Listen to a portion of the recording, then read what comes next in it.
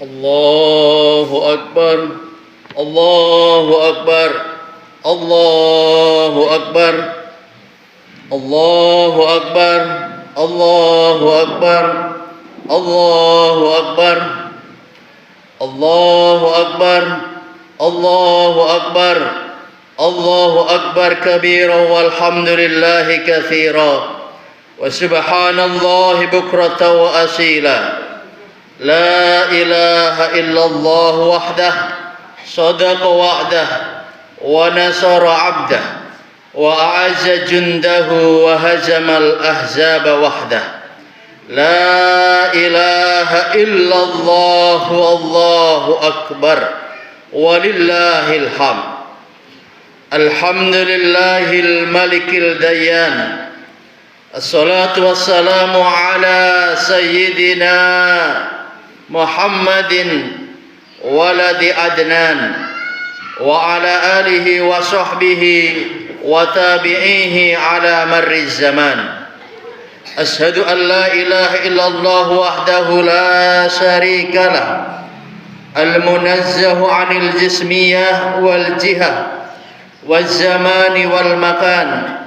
Wa ashhadu anna sayyidana Muhammadan abduhu wa rasuluh alladzi kana khuluquhul Qur'an. Amma ba'du fa ya ibadar rahman, usikum wa iyaya nafsi bitaqwallah al-malikil mannan al-qail fi kitabihil Qur'an. Bismillahirrahmanirrahim. Inna a'tainakal kautsar fasalli li rabbika wanhar inna syani'aka huwal abtar. Shadaqallahul azim. Hadirin sidang jamaah Idul Adha yang dirahmati Allah Subhanahu wa taala. Pagi ini kita berkumpul melaksanakan salat Idul Adha, merayakan momentum agung yakni hari raya pengorbanan, hari raya kurban. Hari yang mulia ini bukan sekedar tradisi menyembelih hewan kurban, bukan pula sekedar rutinitas tahunan. Ia adalah simbol pengorbanan total dari kehidupan, pengorbanan jiwa, harta, waktu, tenaga, dan segala yang kita miliki demi meraih keridhaan Allah Ta'ala. Allah Subhanahu wa Ta'ala berfirman, Inna a'tainakal kautsar. Sesungguhnya kami telah memberikan kepadamu nikmat yang banyak. Fasholli li rabbika wanhar. Maka dirikanlah salat karena Tuhanmu dan berkurbanlah. Ini perintah langsung dari Allah kepada Nabi Muhammad sallallahu alaihi wasallam, yang berarti juga perintah kepada kita sebagai umatnya agar kita menjadikan dua pilar utama ini sebagai pondasi hidup kita. Salat sebagai tiang agama dan pengikat hati kepada Allah, serta kurban sebagai wujud pengorbanan dan kepedulian sosial. Hadirin sidang jamaah yang dirahmati Allah Subhanahu wa taala. Kalau salat adalah tiang agama, pondasi iman, serta kewajiban yang paling utama setelah dua kalimat syahadat, tanpa salat tidak ada keimanan yang sempurna. Rasul sallallahu alaihi wasallam bersabda, "Al-ahdul ladzi bainana wa bainahumus shalah, faman tarakaha faqad kafara." Perjanjian antara kami dan mereka orang-orang kafir adalah salat.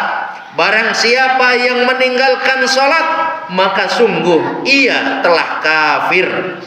Salat bukan hanya ritual biasa, tetapi sarana paling efektif untuk menjaga hati dari dosa dan kesesatan. Seperti Allah berfirman, "Innas salata tanha 'anil fahsya'i wal munkar." Sesungguhnya salat itu mencegah dari perbuatan keji dan mungkar, dan mengingat Allah adalah lebih besar keutamaannya, dan Allah mengetahui apa yang kamu kerjakan.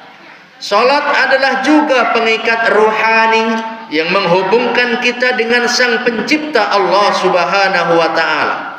Dengan salat kita menyadari betapa kita lemah dan sangat membutuhkan rahmat, kasih sayang dan pertolongan Allah.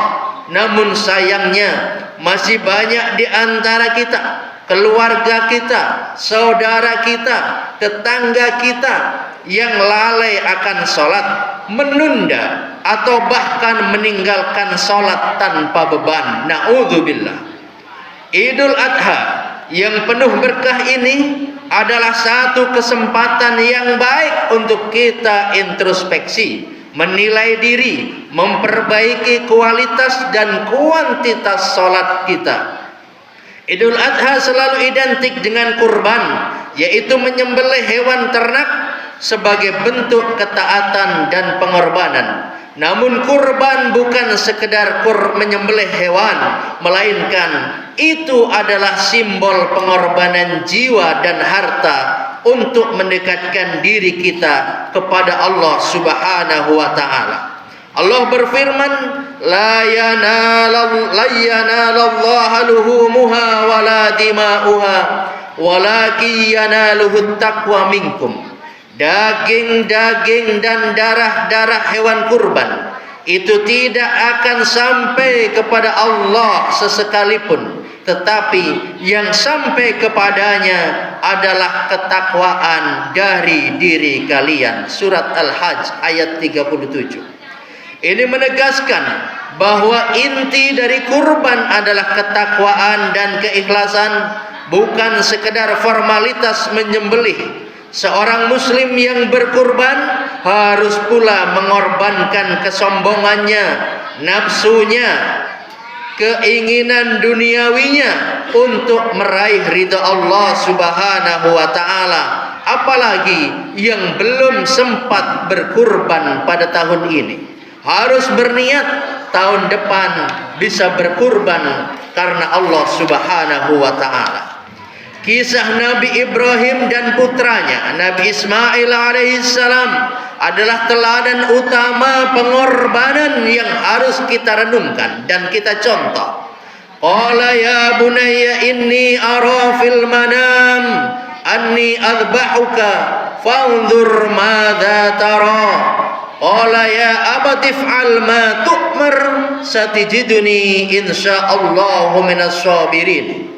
Ingatlah ketika Nabi Ibrahim alaihissalam berkata kepada putranya Ismail, sesungguhnya aku melihat dalam mimpi bahwa aku menyembelihmu, maka pikirkanlah apa pendapatmu. Ismail pun menjawab, wahai ayahku, lakukanlah apa yang diperintahkan kepadamu.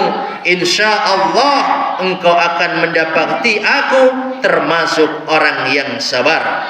Kisah ini menunjukkan kepatuhan yang total dan kesabaran menghadapi ujian dari Allah. Begitu juga kita dalam menjalankan salat dan kurban harus dengan kesungguhan dan penuh dengan pengorbanan yang hakiki. Hadirin hadirat sidang jamaah Idul Adha yang dirahmati Allah Subhanahu wa taala. Kurban mengajarkan kita 4 nilai yang baik dan luhur yang sangat penting. Yang pertama, nilai ketakwaan, yaitu menyerahkan harta berharga demi Allah adalah tanda ketakwaan dan keimanan yang tinggi. Kedua, nilai kepedulian sosial. Daging kurban dibagikan kepada fakir miskin, yatim dan tetangga, menumbuhkan rasa persaudaraan, solidaritas dan kasih sayang. Yang ketiga, nilai keikhlasan. Kurban harus dilakukan dengan tulus niat, ikhlas, tanpa pamer atau riya, karena amal yang dicintai oleh Allah adalah yang ikhlas karena Allah. Yang keempat, nilai pengendalian diri, mengorbankan keinginan duniawi demi ketaatan pada Allah mengajarkan kita disiplin dan kesabaran. Maka saat ini banyak tantangan dan godaan yang membuat kita lalai terhadap sholat dan kurban. Kesibukan dipermainkan oleh teknologi. Kemudian teknologi modernisasi, bahkan gaya hidup kebarat-baratan sering menjadi penghalang untuk menjalankan perintah Allah seperti sholat dan berkurban. Padahal sholat dan kurban adalah pegangan yang kokoh untuk menjaga iman dan akhlak. Dengan sholat kita mengingat tujuan hidup kita. Dengan kurban kita melatih jiwa untuk peduli dan berkorban. Dengan kurban kita dijauhkan dari kekejian dan kemungkaran. Selain itu semua bertanggung jawab, selain kita semua bertanggung jawab atas ibadah kita. Ada amanah besar yang Allah titipkan khusus kepada orang tua, yaitu mendidik dan membimbing anak-anaknya dalam menegakkan salat. Allah berfirman, "Hai orang-orang yang beriman, jagalah dirimu dan keluargamu dari api neraka." Maka menjaga keluarga dari api neraka tidak bisa dengan mengandalkan anak-anak sendiri, tapi orang tua juga wajib mendidik, membimbing, menegakkan salat dalam keluarga sebagai pondasi iman di dalam rumah.